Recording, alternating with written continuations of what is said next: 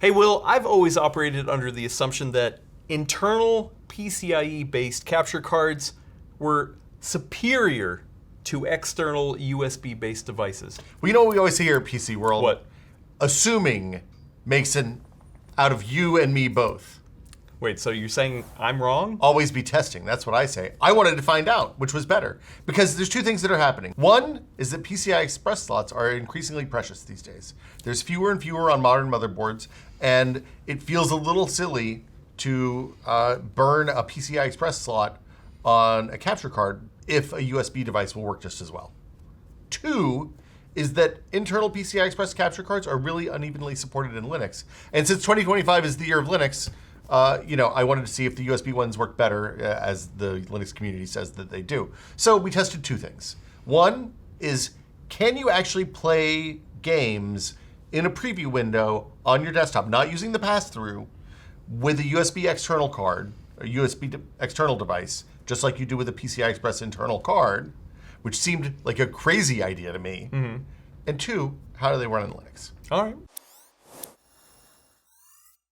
No, so the first one is important to you because you stream. I stream. So you run the game and you actually use the OBS preview to play the game in? So yeah, typically I have a two PC stream setup, but so I don't have to do a bunch of weird backwards cabling with monitors to get my video signal out of the capture box on the streaming box. Okay. I actually just play the game on the monitor in a preview window, and then I capture that monitor and send that out to OBS on the streaming machine.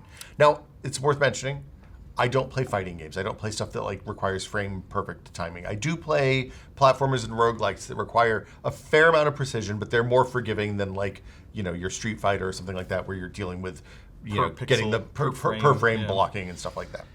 Well, but man, so you're saying you're doing that on your system right now with an internal based with an internal capture. card, yeah. And so you didn't think that an external one could perform as well. I did. I really wanted to see, because the last time I looked at these, it was when USB 3 was relatively new, and the experience wasn't great. Like the pass-through worked great. So if you ran an extra HDMI cable out of the USB box into the monitor and then switched the inputs every time you wanted to use it, it was fine. Okay. But that, it turns out, is pretty fiddly and kind of a pain in the butt, and you're not going to do that. I'm not going to do that when I need to use a console or something on my computer. Okay. Now, I tried it with the USB 3.2 devices. Yeah, which devices do you have specifically? So we have 4 devices here. There's 2 external cards, the Elgato 4K-X and the AverMedia Live Gamer Ultra 2.1. Are these newer? These are their top-of-the-line, current-gen models. Oh, okay. Elgato has a 4K-S, which is a similar chipset, has slightly less support in terms of HDR and high refresh rate at 4K. Okay. But these support up to 4K 120, depending on the color depth that you choose, and the capture format that you use, the video format that you use. So I think in order to get those high frame rates at 4K, you're using Motion JPEG instead of RGB 888 or one of the more advanced video formats. And they both require a USB 3.0 connection. They both require USB 3.2 3.2 specifically. Yeah. Wow. Okay. So they didn't work right on my older machines. Oh, okay. Yeah. Okay. But they worked great on a Lunar Lake laptop. They worked great on a Ryzen 9900, 9950 machine at home. Okay. Then I compared them to 2 internal cards that have been around for a while. Yeah, what do you got? One is the Elgato 4K Pro, and the other one is the AverMedia 4K 2.1. These are both their top-of-the-line 4K cards. They have a little bit broader support. Like this Elgato will go up to 8K 30, and it's a little crazy. The weird thing that happens with these cards at the higher resolutions is that the resolution is less important than the amount of bandwidth required by the video spec. True. Which is how video works when you get up to really high resolutions and high bit rates and turn on things like HDR and higher quality audio. But it's not as straightforward as, say, your 1080p card will capture at 1080p 60 and that's all you care about. Okay. So before we get into the actual results, I wanted to give a note on audio performance. So one thing I experienced on all of these cards and the cards I've used in the past is that when you run your desktop audio in Windows at 48 kilohertz sample rate, and you're capturing consoles, which generally run at 44 kilohertz sample rate, there is 44.1. There's always popping and clicking as it converts those sample rates, because it's a hard conversion to do. So if you're using one of these capture cards, you're probably going to switch to 44 kilohertz for your Windows sample rate, which isn't ideal for a whole host of reasons if you're recording like you and I do. But for Yeah. normal people, it's probably fine. Well, but then you gotta make sure OBS is set correctly. Everything as has well. to be set Yeah, correctly. Yeah, huh. Interesting. Okay. But I at first I thought it was just the USB devices that were popping and clicking. Then I went back and listened again with the PCI Express ones, and they also popped and clicked. So that was universal on all 4 of these, plus the older Avermedia and Elgato devices I tested at home. I didn't bring them in for this. Okay. Okay, so the TLDR is that if you use the right video formats, it's real good. Like the USB devices were indistinguishable for me Really? from the internal devices. They're just playing in Playing- the preview window. Playing in a preview. So the test setup was OBS. I set up the capture in OBS. I outputted it to a full screen preview on the 4K monitor. And I was able to play games like Spelunky and Tetris 99, which are fairly latency dependent. I had a good time playing Donkey Kong Bonanza, which latency doesn't matter at all in that because it's like a 3D platformer and you're not doing anything tricky. I played some Ghost of Tsushima. Mm-hmm. I played a couple of other PlayStation 5 games, Astrobot, the one that came out last year. That's a 3D platformer. And I really was surprised. I actually had my daughter come through and unplug and replug occasionally as I was playing because I'd have both the internal and external set up on the machine at the same time. Oh, And okay. she'd switch them without me knowing which one it was. And I literally could not tell the difference. Wow. So it's not double blind, but I would call that semi-blind. Okay. Well, I mean, but good enough. I was like I said, I'm not a discerning enough player in terms of like frame perfect accuracy on fighting games, which is where this stuff really matters. I assume that people who are playing that kind of game are probably going to be doing the pass through because you get 0 latency on that. And if you care about that, then that's what you're gonna do.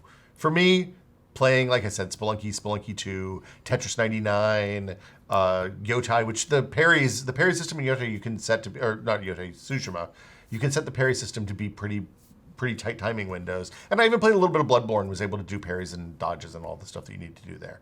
So Wow. experience was much better than I expected. Wow. Like dramatically better than I expected. I'm actually kind of surprised as well because like you would think over time Elgato has had external capture cards that have gotten better and better over time, but at least from my outside perspective, a lot of them were like, oh well, you can actually record internally into the system itself. That the focus was that, not so much playing it real time. But that's wild. Well, do you think this is also because you have such high-end hardware in your system, a 9950X3D and a 5090? Well, I mean, the nice thing about doing these captures is it hardly uses that system at all. True. Right? The console was cooking, but the PC was like 3% CPU and low memory utilization the whole time. Now, the one thing I didn't have, I had a USB 3 system to test, but I didn't have a USB 3.1 system to test. Oh. So it's possible that this would have worked okay on the 3.1. The 3.0, I was definitely not able to play in the preview window. I mean, if they're saying that it requires 3.2, then yeah. I mean, I probably wouldn't. my assumption is you Yeah. need the full 10 gigabit, whatever. I don't know why you need the 10 gigabit unless they're doing processing on the host. But yeah, it seemed to work. It seemed to like they worked shockingly well. I was really blown away. Now I didn't test like both of the external boxes have. One of the benefits of the external boxes is they actually have dongles that you can buy that lets you connect your PlayStation controllers, mic and headset into the car, into really? the capture box. Oh, I didn't know So that. you can capture that chat audio and have a separate feed for that. Oh, okay. And that'll show up in OBS or vMix or whatever your capture software is. I didn't test any of that stuff, and I tested the pass-throughs, but they worked exactly as I would expect. Like, it was absolutely seamless. So do you feel like at this point you are okay never having to rely on an internal capture card? I mean, this was the thing I was looking at, and I was like, my next step is, am I going to make my stream box, the second machine, a much smaller, like an ITX box that I can just put on a shelf someplace instead of having a full tower, and size that down and use one of these external cards to do the capture? Yeah, I'm actually going to do that, I think. I'm Wow. going to try it. That's the next step. Okay, well... We're getting crazy up in here. Yeah, speaking of crazy, Yeah. what about using these with Linux? So that was the other part of it. I was curious to see what worked and what didn't. Now, what I will say is the Elgato internal card famously have 0 Linux support. Really, like not even, nobody out there can make it work. There's a million Reddit threads that are like, yo, if you have this card, just don't even bother. Wow. That's a bummer. Some of the very old HD60s, I think, will kind of work, but they're problematic and difficult to get running, and also an HD60 at this point, you're probably not going to bother with. Now, we'll say the AverMedia card, both this one and the previous gen 4K, the original Live Gamer 4K, both work in Linux. And it seems like, as well as the external cards, both work, external devices, both worked in Linux. And it seems like it's because they're UVC devices, USB video container devices. So they just show up as generic USB video devices, and OBS, Linux, your kernel, everything just knows how to talk to that. And the internal AverMedia card, from what I can tell, is a PCI bridge to a USB controller on the device that then is just the USB device inside. Interesting. So, yeah. Is there any downfalls to that? I mean, the downfall is that occasionally, if you have fast boot enabled and you have an older BIOS, it sometimes doesn't get it initialized in time. So then you have to do a hard reboot, and the video comes up on the next one after that. That mostly seems to affect older machines that have maybe out-of-date BIOSes or aren't using newer features that this requires. On the new machine, I never had that happen. On my 9900K Stream box, when I was testing it in there, I did have that happen both on the older Live 4K and this model as well. Huh. Yeah. Well, so Ultra Gamer 4K, sorry. So it sounds like Elgato on Linux, no. External, fine. Oh, external's fine. External's fine. Oh, Internal, okay. hard pass. Oh, okay. Well, but either way, it sounds like you're okay switching to external anyway. It seems like the external it seems okay. Yeah. I mean, I was, like I said, I was really surprised by how good the external is. Wow. So that's like, I don't, the one downside on the externals is you have one notch fewer HDR resolutions at the stupid high resolutions and refresh rates. So you're losing a little tiny bit instead of in terms of bandwidth, I believe. Huh. And the external, on the Linux side at least, in order to get 4K 60 or 4K 120, you have to use Motion JPEG as the video format instead of RGB 888 or YUV or one of those that are like probably going to give better quality compression, would be my guess, or better quality signal out. Okay. When you feed them into your compressor. But what about pricing? Because maybe the internal capture cards are actually cheaper. You'd think they would be, because they come with less stuff. There's not a USB cable. There's not the extra internal ins and outs for the audio ports. Yeah. But it turns out, no, they're basically about the same price. There's a $10 difference one way or the other. The Elgato, the internal card is $15 more expensive, street price. It's $250 for the 4KX external and $264 for the internal 4K Pro. Okay. On the AverMedia side, it flips the other way. The external is actually $10 more. It's $209.99, while the AverMedia 4K 2.1 Live Gamer internal card is $200 even. So, Okay. I mean, you're not paying an appreciable difference. I think either way, you're going to be fine. If you have the slots, it's nice to have the thing internally. I actually really like the flexibility of being able to plug this into the laptop and capture when we're on the go, when we're here, when we need to grab a BIOS shot or something like that. It's kind of convenient to have it able to plug into the laptop. Yeah, I guess the other consideration would be whatever your setup is at home, right? Like if you don't want extra cables dangling around, then maybe that can be a consideration. Or maybe somebody trips over it, right? There's more of a chance of somebody tripping over and killing a stream than having that.